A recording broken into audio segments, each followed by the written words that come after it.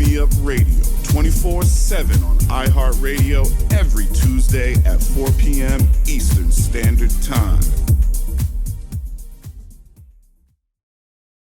Welcome to New Artists Meet the Pros with your host, your girl here. I am Michelle Ayers. We're bringing it to you live right here on Power Me Up Radio Talk 24/7 right here on iHeartRadio. We got a great show lined up for you today. I'm so super excited. Boy, I got a guest, a powerhouse, a guru. We have Mr. Angelo Ellerbee with us today. Say hey, Angelo. Michelle, I am so honored to be in the presence of a queen such as yourself. I thank you for inviting me to come on, and I'm in for some good old down south talking.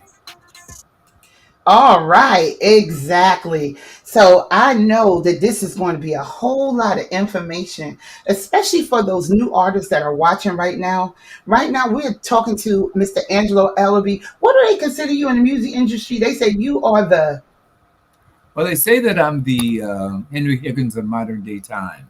My title is the president and CEO of Doublexxposure Media, celebrating 50 years in the music and entertainment industry. Wow, listen, guys, 50 years, celebrating 50 years. Some people don't even last a half of a year. To be able to celebrate 50 years, you had to be doing something right. So, Mr. Ellerbee, tell us where and how it all started. Well, Michelle, I guess you could really tell it the way that it should be told, because it started along with you out of my mother's basement in the greatest city I call in the world, Newark, New Jersey. Doublexxposure was created in my mother's basement at 1531 Franklin Street. I was very ambitious at a very young age, and I began my degree is in fashion designs. So what I did initially is I designed clothes, and I did many charitable fashion shows in the city of Newark for so many years, like 18, 19 years.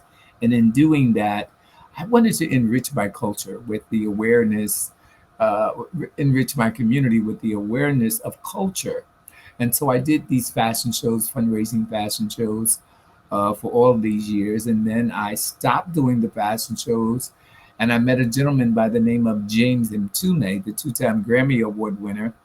I met his wife initially, Camille Mtume, who gave me an introduction into fashion styling, if you will. She came to one of the shows, which was well attended. It was like 2,000 or 3,000 guests at the show. She came in the dressing room and she said, my name is Camille Mtume. And I said to her, oh, nice meeting you. She said, my husband is James Mtume. So I looked over to the person to the left of me, the right of me, and simply said, who's Mtume? And then they said, Angelo, he has the biggest record out now. It's called Juicy Fruit. And as we know, the record now, it has been sampled by Biggie Smalls and so many others. And she asked me if I would style Mtume's next album cover, which was You, Me, and He. And I did. We became like brothers and sisters. We loved each other from the front to the back. I love, and still do love Camille for just her sisterhood that she brought to the table. And I gave her all of what I had to give from a brother's standpoint. And we became friends. And then one day, Mtume came to me and said, hey, man, if you're doing all this stuff for Camille, why don't you come and manage me? I said, I don't know nothing about no music. And I didn't make music. But Mtume, I went to the James Mtume Institution of Learning the Music Industry. And he would send me over to Sony Epic each and every single day. And I would come back feeling as stupid as one could ever possibly feel because I knew nothing about music. But the great thing about Mtume and why he's my mentor still to this day is that he would sit back and he would talk to me. And he would tell me how to address the question, how to answer a question. What did I need to read in order to understand? It wasn't no Google back then. It was reading and understanding the concepts of what was product management, what was how you take a record from point A to point B. And every day I would come from these meetings, and Tume would sit me in his yellow office, and we would have conversations. And this went on for about 8 or 9 months. And then finally, someone from Sony called and said, "And Tume, I think your boy got it now." And thus I had it. And Wow. I became to run his corporation, which was Ifland called back then. And that was Sawathan, the New Morant's crew, and Jekyll and Hyde, and a bunch of artists. And I started to manage and to make the group, and then all the other entities along with it. The great thing about my relationship with Ntume, he was the father that I never had. I loved Wow. him immensely. We did everything together. We shared everything. He was full of knowledge, and it's just unfortunate that I have to live with that legacy because I can't turn and go to him anymore because of his passings of several months ago. But he lives with me each and every single day of my life, and he's taught me to be powerful. He taught me to be great. He taught me to be greater, and he taught me to be great, the greatest in what I go to do. And so he came to me one day. He says, "I got an offer for a major motion picture." I just said, "Oh, that's great, Ntume." He said, "Let's just see if it's going to be great because you now have to do the press." And I said, "What do you mean? Wow. What do you mean the press?" And he said, "Well, when you see the newspapers." I said, "Yeah." He said, "Here's $100. Go out and buy as many newspapers as you need to buy in order to learn what a publicist does. And you need to look, young man, into the sections of music and lifestyles." Thus, I did it. This movie was a movie produced by Diane Silvers with a playwright by Richard Wright and the world famous James Baldwin. And Yes. I got a chance to meet James Baldwin through Ntume, and it was a wonderful meeting. And I just began to do the press from that. But in the interim of all of that, I began to reach out and do independent projects.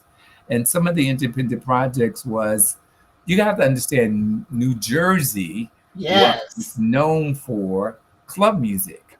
Oh yeah. So I would come out with my campaigns, and then one of my first clients was a group called Blaze, and then it was Yes. Sybil, and then it was Jomanda, and then it was Michelle Ayers, and then it Hi was all guys. of these other club artists, Jocelyn Brown. Yes. And so I began to put my arms around the club music scene, and got very engrossed in this and developing these artists. You got to remember, that time was not where there was the club music wasn't lyrically driven.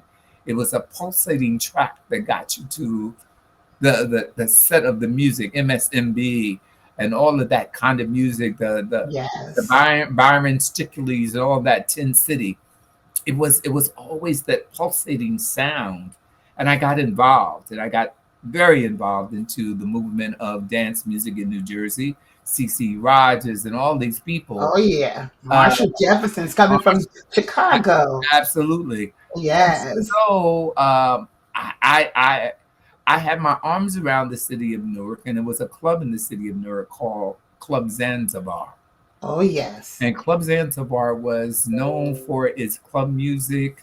It was known for the place to go to dance, to be juvenated, to get your to come down off of where you were and get Oh into the yes. sounds of the music with the Larry Pattersons and the Larry Levans, and all these people would gather in the entertainment and the whole other bit. And I think you did a couple of shows there at Zanzibar as well. Oh yes. Legendary shows. It was just Yeah. amazing. Yeah, we so from that point on, I got involved in many aspects of publicity, and it was the next level for me.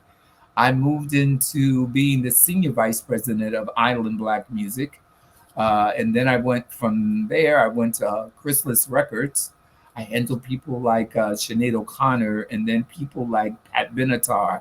And the list went on and on. And then while at Chrysalis, there was a young man by the name of Roland Clark. Oh yeah. Had a huge record out. Yes. I was very particular about my alignments within this company because back in that day and time, black folks didn't have a space. They had a section of the Right. industry. They had the black music department and they had the pop music department, and we were not, as black executives, allowed to go into what was pop. But I was very smart and very astute in my movement in and moving up the ladder. And I didn't stay in the area that I was supposed to. I went to another floor, and that was called the executive floor. As grand as I am, I was not going to sit in a cubicle. I needed to have an office. So I went throughout the building and went on the executive floor, found a space there, and the secretary said to the chairman, he said, "Well, the co-chair doesn't come into the office but once every 6 months. So why don't you take the office?" So it was Wow. positioning, and I positioned myself, and then I met the senior CEO of the company, and he said each and every single day he would see me working extremely hard, and he allowed me to come into the pop music division side, their marketing. Yes. And when I walked inside of the door, everyone said, "I think you're in the wrong meeting, Angelo." And then he popped up and said, "Oh, no, he's in the right meeting." And then that's when I began to work with Sinead O'Connor and Bat at Benatar. And I had did such a great job on Roland Clark. I just Hmm. started to give them all of my influences and all of my thoughts and ideas and my suggestions as to the movement of taking what was pop and bringing it to what was black and taking what was black and bringing it into pop.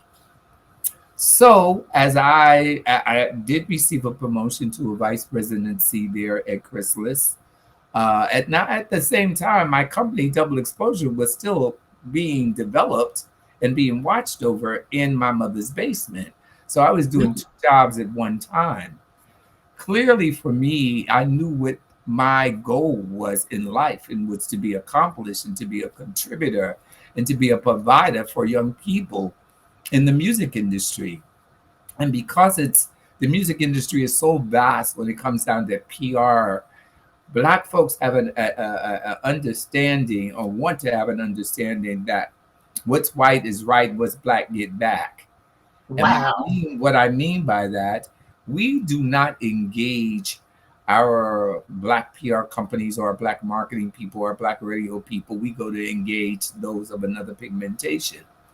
My thing was to make things totally different in my perspectives as an executive. And as you see the merging of everything at this stage of the game, it seems to what now work.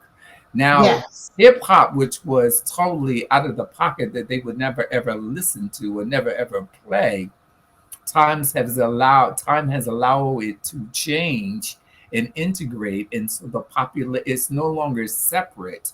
While the money is separate, it's no longer separate to the point that there's a divide and conquer. So we that at this point we are collective.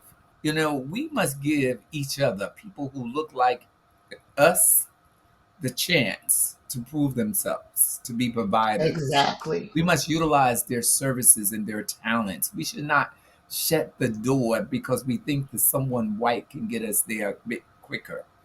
There's a Right. difference and distinction for me. Ambitious versus ambitious.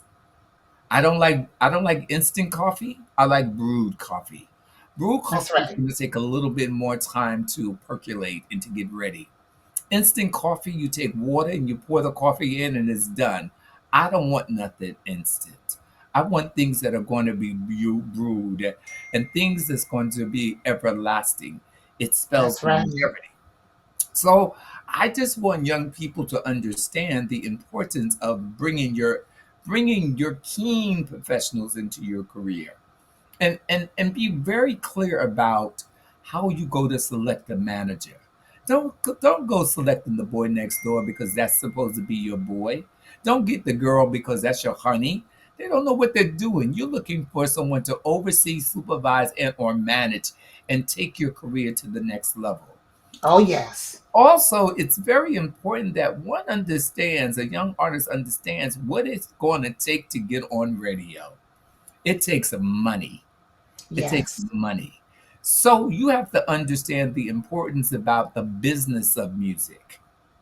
It's about saving, it's about collecting, it's about finding the right type of team members that's going to be able to be contributors to you to get you to that height.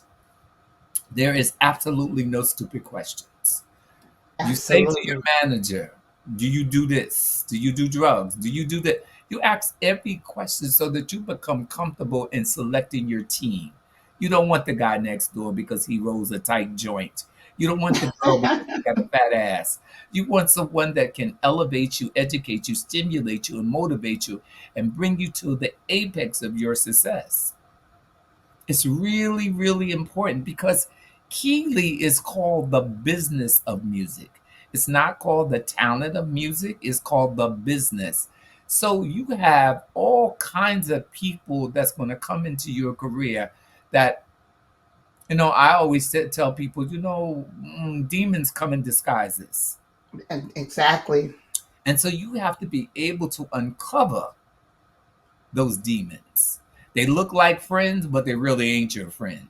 Oh, no. They sound real good as an executive, but they really aren't. You got to be careful of how you go to sign that contract and what that contract is saying for the first 2 or 3, well, for the first year and thereafter. Don't think you're going to come in here and make $1 million because you have a big record. That's right. Because at the end of the day, it's all going to come from you. So it's how you go to spend your money. You want to bring everybody with you to go on the road. It's called recoupables. That's right. That means that they're going to recoup from whatever you go to make. Whatever, if you sold 1 million records and you're supposed to get this percentage back, they're going to take theirs before you get yours. So it's an education. It's like the series, the other side of it all for me is knowing the importance of your mannerisms, your Oh, diction, your yes. speech, your tonalities, your deliveries, knowing what it is for travel, what it is for publishing, your percentages, your business. All these things have to be considered and they have to be on defined investigation before you decide to say, this is my team member. This is how I look at it.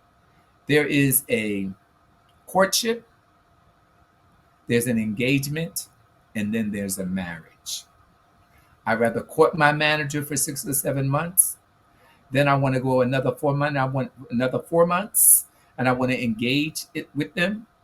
That's What right. I mean by that, you go out and you get the jobs for me, and I'll give you your percentage, and then I'm going to decide if I'm going to marry you. And that marriage is to last. It shouldn't really ever be a divorce. But now I can trust you. I understand you. I understand that you can bring it to the next level. I understand that you know people, that you can make things happen for me. That's right. Exactly. Now, I also, for those that are listening, I wanted to ask Mr. Ellerbee, tell us some of the great artists that you've worked with in the past and some of the things that you've done, some of your accomplishments. I'd love for you to share that with our audience. Well, I think everyone will be aware of some of the people that I'm going to recite. Michael Jackson, All right. Whitney Houston, Yes. Dionne Warwick, Mary J. Blige, Alicia Keys, Genuine, Drew Hill, Mr. Biggs, Karen Clark Sheard, Donald Lawrence. The list goes. I've been doing this for a while. Oh, I yes. continue to do it. And I'm very, very excited about not necessarily the name artist, but I'm very excited about the no name artist that I can develop and that I can mold and shape and educate and motivate and get them on the right page. So yeah, of course, I managed DMX for 5 years. I was his publicist for 2 years. I Getting ready really, to bring that up. Definitely getting ready to bring him up. yeah, We miss him so much. yeah, We yeah, do. yeah. A wonderful, wonderful guy. I developed, I should say, I was his president and his chairperson of Bloodline Records, where my job was to oversee, supervise, and manage his artists and the day to day wares of his company. When we go into the Latin, or I should say, into the reggae market, Shabarangs and Patra and culture, and let me see, Junior Gong, the Marleys, Sadella Marley, so the list is continuous. No, there has been no genre of music that I have not worked in. That is super amazing. Wow. And you also, I know you talked about a movie earlier, but you want to tell us about how deep you got into movie production? Sure. I was because of my alignment and my associations with DMX.